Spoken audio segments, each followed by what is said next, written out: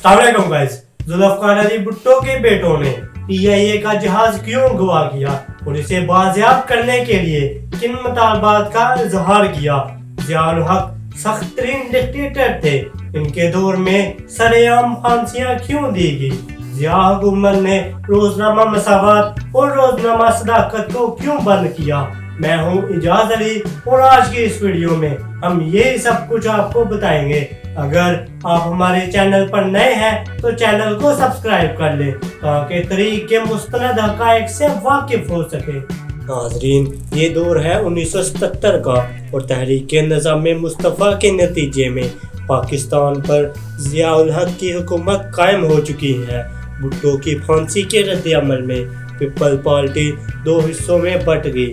भुट्टो की बेटी बेनज़ीर ने सियासी जद्दोजहद करने का फैसला किया, जबकि भुट्टो के दोनों बेटे मुर्तज़ा भुट्टो और शाहनवाज भुट्टो अफगानिस्तान चले गए और मुसल्लह तंजीम अल-जुल्फ़िकार कायम कर ली।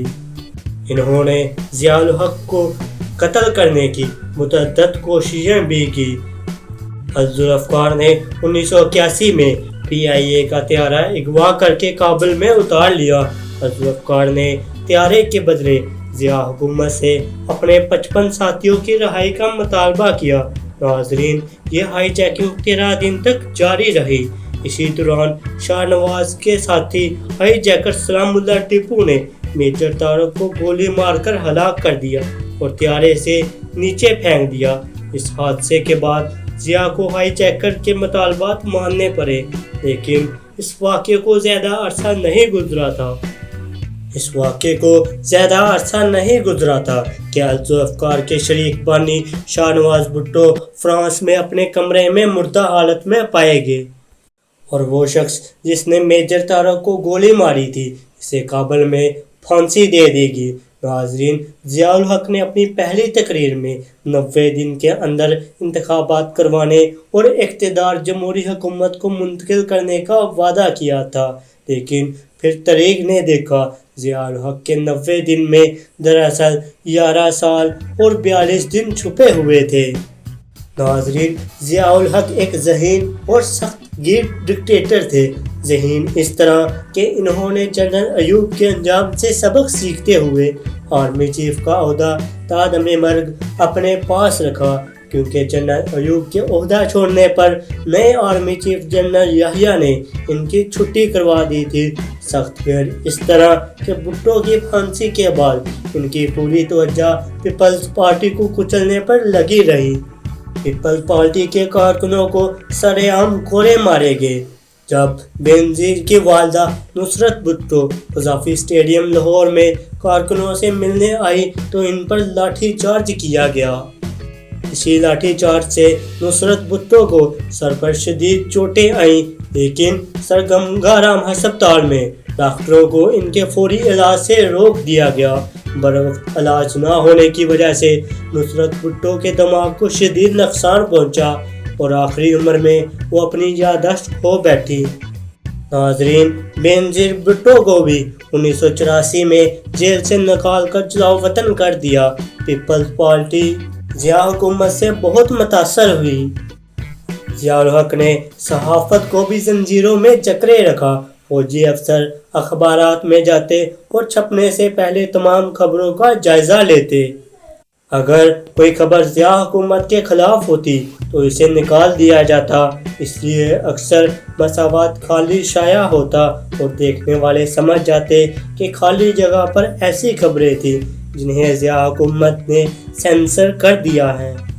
रोज़ रोज़ की सेंसरशिप से तंग आकर मार्शल अहकाम ने 15 अक्टूबर 1979 को रोज़नामा मसावत और रोज़नामा सदाकत को बंद ही कर दिया। उर्दू के मरूफ शायर हबीब जालिब को भी ज़िया दौर में ज़दोकोब किया गया। हबीब जालिब ने ज़िया आमरीत के खिलाफ कई नज़में लिखी।